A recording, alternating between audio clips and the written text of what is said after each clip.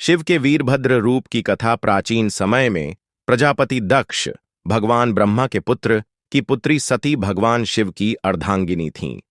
दक्ष को शिव से घोर द्वेष था, क्योंकि वे उनके वैवाहिक जीवन को पसंद नहीं करते थे।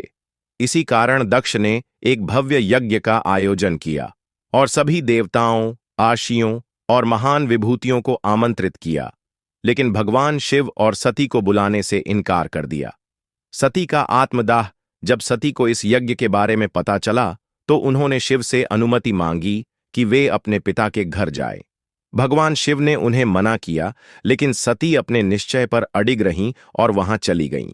जब वे यज्ञ स्थल पर पहुंचीं तो उन्होंने देखा कि कोई भी शिव का सम्मान नहीं कर रहा था, बल्कि उनके प्रति अपमानजनक बातें कही जा रही थीं। उनके पिता दक्ष ने भी शिव के बारे में कटु शब्द कहे। इस अपमान को सहन न कर पाने के कारण सती ने यज्ञ अग्नि में कूदकर आत्मदाह कर लिया।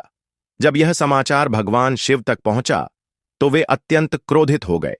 उनके क्रोध से तीसरा नेत्र खुल गया और उनके शरीर से एक भयंकर, प्रचंड और अपार शक्ति वाले वीरभद्र प्रकट हुए। वीरभद्र का तांडव और दक्ष का विनाश। भगवान शिव ने वीरभद्र को आदेश दिया कि वे दक्ष के यज्ञ को नष्ट कर दें और सभी को दंड दें। वीरभद्र ने शिवगणों के साथ यज्ञ स्थल पर धावा बोला। उन्होंने वहां उपस्थित देवताओं और आशियों को परास्त किया, यज्ञ को तहस नहस कर दिया और स्वयं दक्ष का सिर काट दिया। शिव का करुणा भाव और दक्ष का पुनर्जन्म जब सभी देवता और ब्रह्मा भगवान शिव के पास पहुंचे और क्षमा याचना की तो शिव का क्रोध शांत हुआ।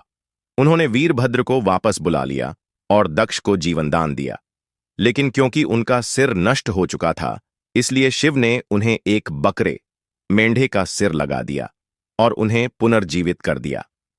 इस घटना के बाद दक्ष का अहंकार समाप्त हो गया और उन्होंने भगवान शिव को प्रणाम किया। यज्ञ को पुनः संपन्न किया गया